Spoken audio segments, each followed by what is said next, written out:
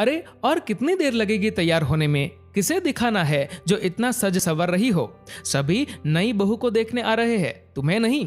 बस 5 मिनट, अपने बालों का जूड़ा बनाते हुए संजना ने जवाब दिया। ठीक है, जल्दी करो, मैं गाड़ी स्टार्ट कर रहा हूं।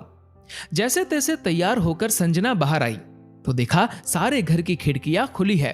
लाइट, पंखे, टीवी सभी चल रहे हैं। जल्दी जल्दी लाइट, पंखे, टीवी और खिड़कियां बंद करके वह बाहर आई और दरवाजे पर ताला लगाकर गाड़ी में बैठ गई। गौतम बोला, पता नहीं कितना वक्त लगता है तैयार होने में। हमेशा तुम्हारी वजह से देर हो जाती है। वहां जाते ही मुझे सुनना पड़ेगा।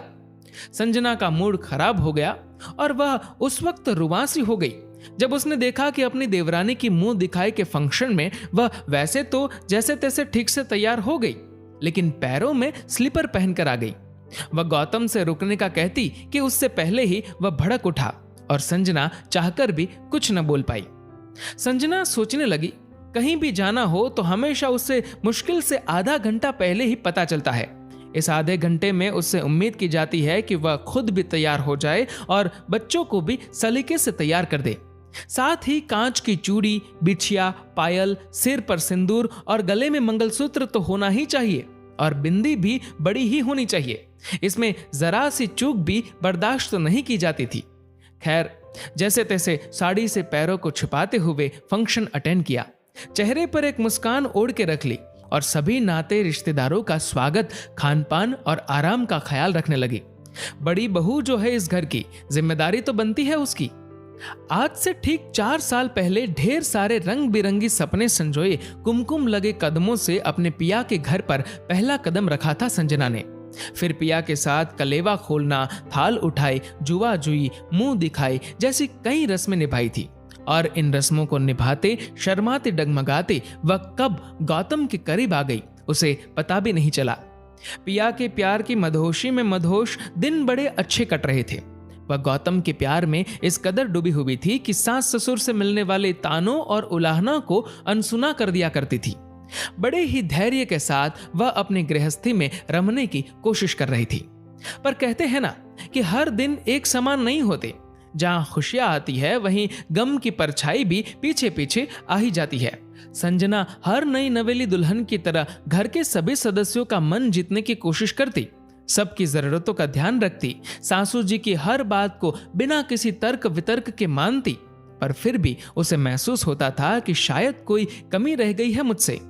इसीलिए कोई घर में उस तरह से खुश नहीं होता जैसे मेरे मम्मी पापा होते थे। कैसे मेरे मम्मी पापा मेरी एक छोटी सी उपलब्धि पर या छोटी सी सफलता पर ही बड़े खुश हो जाते थे, मुझे प्रोत्साहित करते थे। कोई भी नई सब्जी या पकवान बनाना सीखती थी तो तारीफ भी करते और अगर कोई कमी रह भी जाती तो इस तरह से बताते कि मैं दुगुने उत्साह के साथ उसे सुधारने में लग जाती। लेकिन यहाँ तो जरा सी चूक होने पर ही इतना बुरा डांटते हैं कि रोना ही आ जाता है। कभी याद नहीं आता कि पापा ने कभी जोर से डांटा हो। वह तो ससुराल आकर पता चला कि डांटने वाले पापा भी होते हैं। पिहर में तो पापा ने हमेशा बचाया ही है माँ की डांट और मार से। पर माँ पापा ने संस्कार ही ऐसे दिए कि बड़ों के सामने बोला नहीं जाता, चाहे खुद की गलती हो या ना हो। सब कुछ चुपचाप सुनती और कोई गुंजाइश होती तो सुधारने की कोशिश करती। कभी कभार ज्यादा परेशान हो जाती तो सोचती गौतम से कहूं, पर अगले ही पल अपना फैसला बदल लेती क्योंकि वो समझती थी कि गौतम विश्वास नहीं करेंगे। उनके सामने कभी ऐसा हुआ नहीं, इसलिए जो भी बात होती गौतम की गैर मौजूदगी में ही होती थी, तो वह भला कैसे विश्वास करते। अरे संजना, किन ख्यालों में डूबी हुई हो और ये चाय किसके लिए बना रही हो? एक कप मुझे भी देना। संजना वर्तमान में लौट आई और अपनी ताई सास के पैर छूकर बोली, नई बहू के मम्मी पापा के लिए बना रही हूं, आपके लिए भी बना देती हूं। ताई सास कहती है, संजना तुम्हारे पीहर से कोई नहीं आया? संजना बोली, नहीं, कोई नहीं आया क्योंकि किसी ने बुलाया ही नहीं और आप तो सब जानती है ये हमेशा की बात है। ताई सास बोली, अरे तो तुम क्यों देवरानी के पीहर वालों की आवभगत में लगी हुई हो? तुम्हारे तो पीहर वालों को पूछते भी नहीं, ये भेदभाव नहीं है क्या? संजना बोली, हाँ ताई जी, भेदभाव तो है, लेकिन ये भेदभाव तो मेरे सास ससुर कर रहे हैं, उसमें मेरी देवरानी या उसके पीहर वालों का क्या दोष है? आप तो आराम से बैठकर चाय पीजिए, इन सब बातों को छोड़िए। चाय पीते हुए संजना के सामने 3 साल पहले की वह घटना आंखों के सामने चलचित्र की तरह घूमने लगी। 3 साल पहले उसे अपने ससुराल को छोड़ने के लिए मजबूर होना पड़ा, क्योंकि उसने अपने ससुर को जवाब दे दिया था। क्या करती वह? शादी हुए काफी वक्त हो चुका था। पग फेरे के बाद एक बार भी अपने पिहर नहीं जा पाई थी वह। उसे सबकी बहुत याद आती थी, पर सासू जी ने एक बार भी उसे पिहर जाने को नहीं कहा। जब भी वह जाने का पूछती, उसे कई घंटों तक जवाब ही नहीं देती, या एक के बाद एक काम बताती जाती और उसे करते करते शाम हो जाती। फिर उसकी सास कहती, तुम गई नहीं? वह मन मारकर रह जाती। एक दिन संजना ने ठान लिया कि सुबह जल्दी तैयार होकर गौतम के साथ ही निकल जाएगी। उस दिन उसने सुबह जल्दी उठकर नाश्ता और खाना साथ ही बना दिया और गौतम के साथ जाने को तैयार हो गई। जैसे ही सासू जी ने संजना को तैयार देखा, वह नाराज सी हो गई। बोली, ये क्या, सुबह सुबह कहाँ जा रही हो? घर के काम कौन करेगा?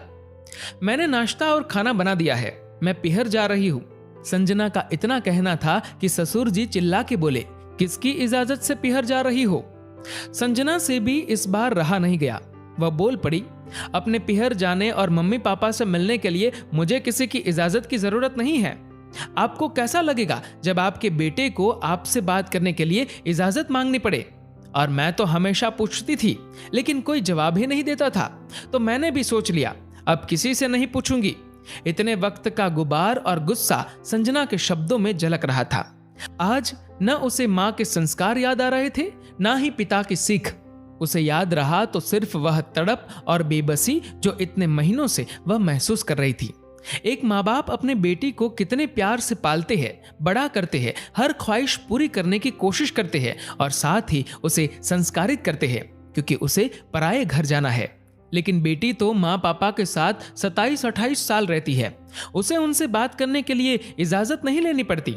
वह जब चाहे तब बात कर सकती है, उनसे रूठ सकती है, उन्हें मना सकती है, लेकिन शादी होते ही उम्मीद की जाती है वह अपने माता पिता को भूल जाए। सिर्फ तब याद रखे जब ससुराल में कोई रस्म निभानी हो और तोहफों की बरसात करनी हो। ऐसा क्यों? किसने हक दिया आप सबको? और ये पति पता नहीं किस मिट्टी के बने हुए हैं। सही को सही और गलत को गलत कहने में किस बात का डर लगता है? कहते फिरते हैं तुमसे बहुत प्यार करते हैं और मौका मिलने पर जताते भी नहीं है। पर ऐसे प्यार का क्या अचार डाला जाए? जो अपनी पत्नी के साथ खड़ा नहीं हो सकता, उसके पक्ष में एक बात नहीं बोल सकता।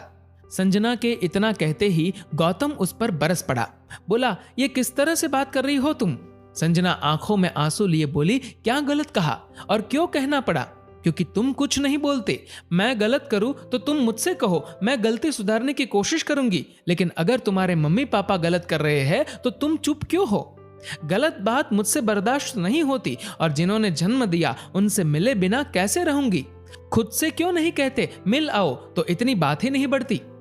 गौतम बिना कुछ बोले ऑफिस के लिए निकल गया और संजना अपना सामान पैक करके पिहर चली गई। हफ्ते भर बाद गौतम संजना को लेने गया। उससे माफी मांगी और समझाया कि कुछ भी कहना हो मुझसे कह लेना, लेकिन मम्मी पापा के सामने मत बोलना। लेकिन संजना ने साफ मना कर दिया। उसने कहा, जिस घर में मेरे माता पिता की इज्जत नहीं, वहां मैं नहीं रहूंगी। जहां मेरे मम्मी पापा को मुझसे मिलने के लिए मिन्नतें करनी पड़े, मैं वहां नहीं रह सकती। अगर तुम चाहते हो मैं तुम्हारे साथ उस घर में चलूं, तो तुम्हें वादा करना होगा कि कोई मेरे माता पिता को अपशब्द नहीं कहेगा और अपने घर जाने के लिए मैं किसी की इजाजत नहीं लूंगी, तुम्हारी भी नहीं। गौतम बोल पड़ा, तुम क्यों बात को बढ़ा रही हो? संजना बोली, मैं तुम्हारी बातों में नहीं आऊंगी। या तो तुम वादा करो या मुझे भूल जाओ। गौतम उस वक्त तो वहां से चला गया, पर संजना का पक्ष अपने मम्मी पापा के सामने रखने की हिम्मत नहीं कर पा रहा था। वह सोच ही रहा था कि कैसे इस समस्या को सुलझाया जाए कि तभी उसके पास उसके तबादले का ऑर्डर आ गया और उसे अपनी समस्या का हल अपने आप ही मिल गया। वह संजना को लेकर नए शहर आ गया। गौतम समझ रहा था कि उसने अपनी समस्या बहुत अच्छे से सुलझा ली। संजना अपने सास ससुर की नजर में बुरी बहू बन गई, जिसके किस्सों का ढिंढोरा उसकी सास अपने समाज में गाती रहती है। आखिर अपने आप को पाक साफ साबित करने के लिए सफाई भी तो पेश करनी थी। संजना, तुम गौतम के साथ जाकर अपने 2-3 दिन के कपड़े ले आओ। तुम्हें यहीं रहना होगा। सारे मेहमान आज चले जाएंगे, पर तुम यहाँ रहोगी तो नई बहू का मन भी लगा रहेगा। सासू जी ने जैसे ही संजना को आदेश दिया, संजना बोली, माफ कीजिएगा माँ जी, मैं नहीं रुक पाऊंगी। मुझे मम्मी को हॉस्पिटल दिखाने जाना है और 1 हफ्ते तक जब तक यहाँ हूँ उन्हीं के पास रहूंगी। मैं कौन सा रोज आ पाती हूँ। रही बात नई बहू की, उसका मन लगाने के लिए देवर जी की जरूरत है, मेरी नहीं। मैं चलती हूँ, मेरा इंतजार मत कीजिएगा।